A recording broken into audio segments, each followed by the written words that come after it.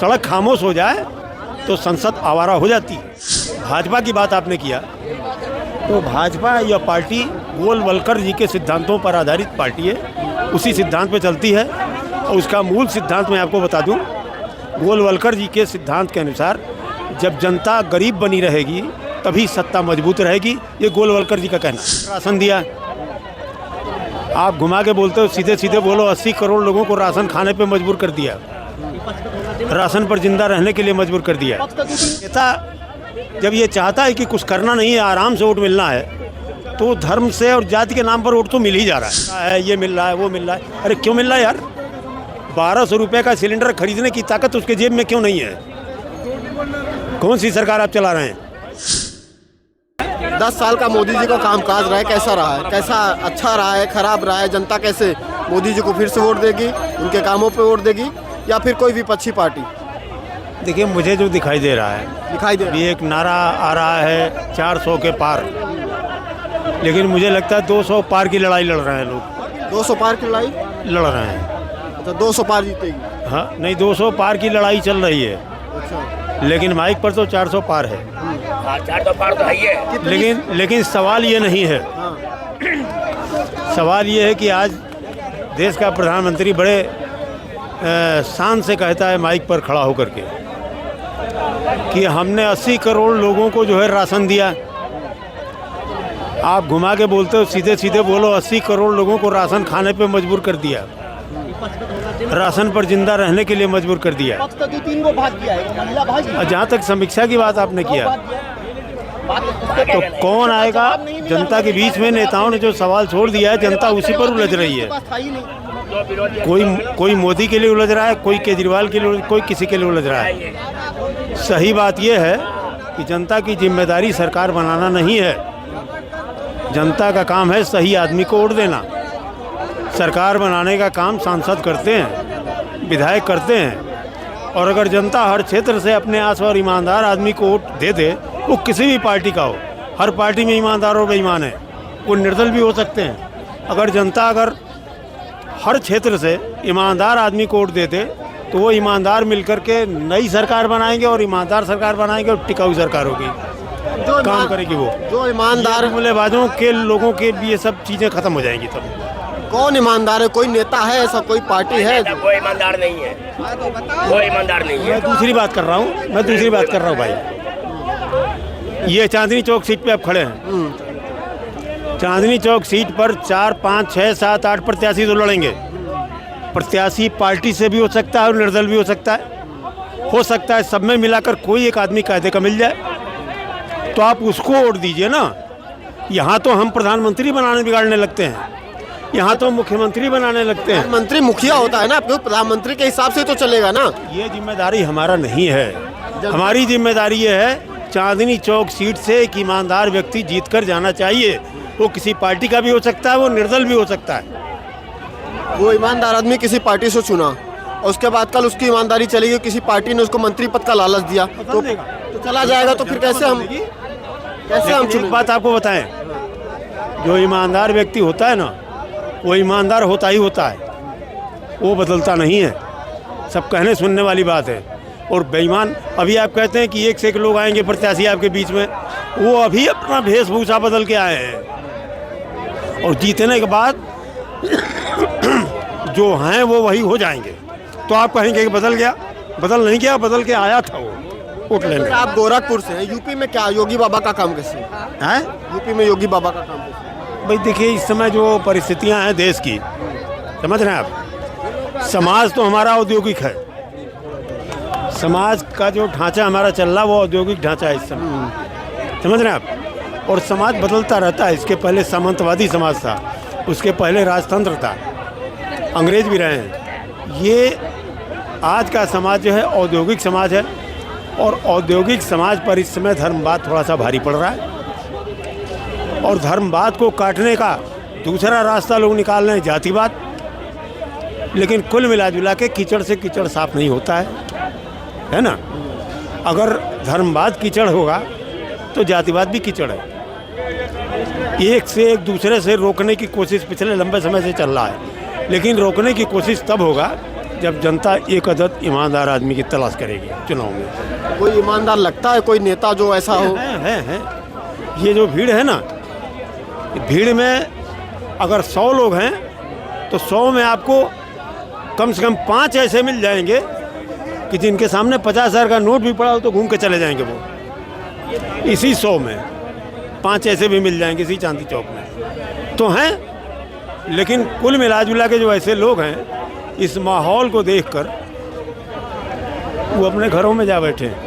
अच्छा चाचा, आप बुजुर्ग हैं, आप यूपी में हैं, गोरखपुर से हैं, जहाँ राजनीति बहुत होती है। आपको मैं देख के मेरे मन में प्रश्न आ रहा है कि आपने इमरजेंसी भी देखी होगी, मुझे जहाँ तक पता है। बिल्कुल देखा है। अपने इंदिरा की सरकार देखी, अपने मोरारजी देसाई की भी सरकार देखी होगी, और उसके बाद जब अटल बिहारी वाजपेयी, जयप्रकाश जी के साथ की भी है, जयप्रकाश जी की सरकार भी, जो मंत्री थे वो।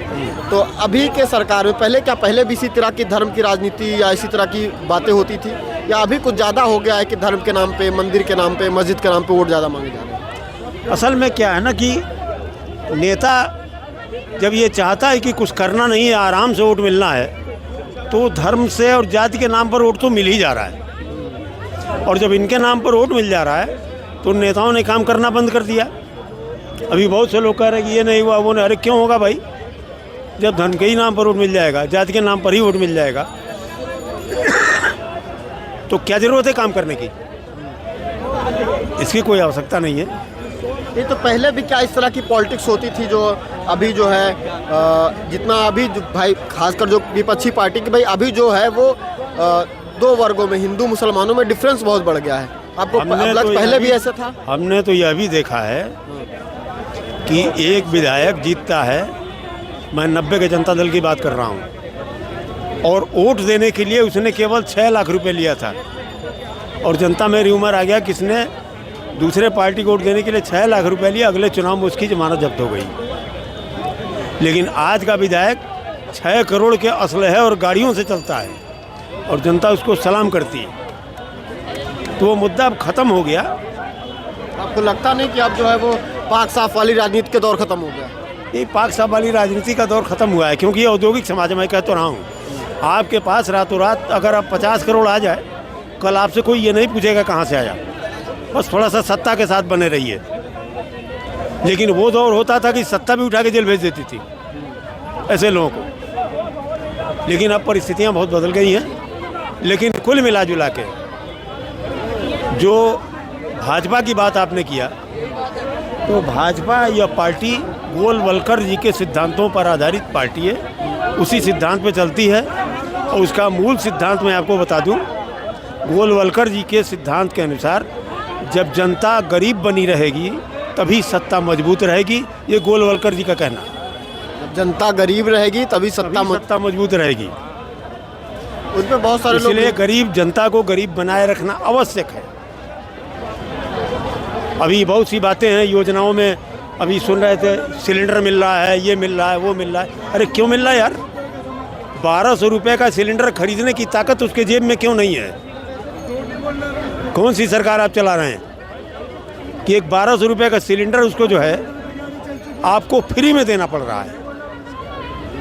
पहले उसके जेब का पैसा गायब हो गया, अब आप उसको 1200 का सिलेंडर दे रहे हैं। अब 1200 का सिलेंडर दे रहे हैं, वो एहसान मान रहा है। भाई सरकार ने तो हमको दिया, सरकार ने हमारे जेब को खाली कर दिया, ये तो देख नहीं पाया। परिस्थितियाँ इस तरह की हैं। अच्छा, एक चीज़ और, जो राहुल गांधी हैं और नरेंद्र मोदी जी हैं, दोनों नेता हैं, एक विपक्षी पार्टी के हैं, एक सत्तारूढ़ पार्टी के। कौन से नेता आपको बेहतर लगते हैं? मतलब पर्सनली अगर देखा जाए तो कौन से आपको लगता है ये नेता बेहतर है देश के लिए? इसमें नेता कोई नहीं है। नेता कोई नहीं? नेता कोई नहीं है। मोदी भी नेता नहीं है। मोदी एक कमर्शियल सोच के आदमी है, समझ रहे हैं? कुछ उनके साथ के लोग कमर्शियली पैसा सब आपके कह सकते हैं गुजरात में जा रहा है, ट्रांसफ़र हो रहा है, बड़ा तेज़ गति से ट्रांसफ़र हुआ है। और जहाँ तक नेता की बात की आपने, तो देश की अर्थव्यवस्था को भी देख लीजिए ना। 70 सालों में कांग्रेस ने अगर 50 लाख करोड़ के देश को कर्ज में पहुँचाया है, तो महज 10 वर्षों में 150 लाख का कर्जा तो ये मोदी जी ने पहुँचा दिया। आप कैसे कह सकते हैं मोदी जी अच्छे आदमी? और जहाँ तक नेताओं की बात है तो सुधार होना चाहिए बदलाव और और नेताओं से पहले जनता में सुधार होना चाहिए। जनता को कैसा सुधार होना चाहिए? और जनता में क्या सुधार होना चाहिए? जनता में केवल एक सुधार, देखिए देश कितना भी बिगड़ा है, राजनीति कितनी भी खराब हुई है, अगर जनता चाहेगी जिस दिन, उस दिन एक इलेक्शन के एक बटन से पूरी सरकार और पूरा राजनीतिक समाज ही बदल जाएगा। जिस दिन जनता ये सोच लेगी कि चांदनी चौक में बैठ के जूता सी रहा है और ये 20 वर्षों से सी रहा है, कभी इसकी ईमानदारी पे किसी ने संदेह नहीं किया, इसको यहाँ से सांसद बना दो, उसी दिन राजनीति सुधरेगी। लेकिन हम तो साहब प्रधानमंत्री बनाते हैं, हम तो अपने वोट से मुख्यमंत्री चुनते हैं, अपना प्रतिनिधि तो चुनते नहीं हैं। तो यही बहस चल रही है कि मोदी प्रधानमंत्री, केजरीवाल प्रधानमंत्री या राहुल गांधी प्रधानमंत्री। अब इस समय मोदी जी टॉप पर हैं, राहुल गांधी सड़कों पर है। कल राहुल गांधी टॉप पर आएंगे, मोदी जी सड़कों में आ जाएंगे। लेकिन जनता बराबर सड़क पर रहेगी। जनता में अगर सुधार नहीं हुआ तो जनता सड़क पर रहेगी। वैसे भी डॉक्टर लोहिया जैसे आदमी ने कहा था कि जब संसद खामोश, सड़क खामोश हो जाए तो संसद आवारा हो जाती। सड़कों पे धरना प्रदर्शन के माध्यम से सरकारों को मालूम होता था कि हमारी क्या कमियां हैं, लेकिन आज सारी चीज़ों को अपने ईडी से, उससे, इससे सरकार ने रोक लिया। ये थे हमारे साथ चाचा, गोरखपुर से आते, राजनीति की हर एक पाई पाई को जानते हैं। तो तमाम लोगों से बात करेंगे और इस वीडियो को आप ज़्यादा से ज़्यादा शेयर करिए ताकि लोगों में अवेयरनेस आए।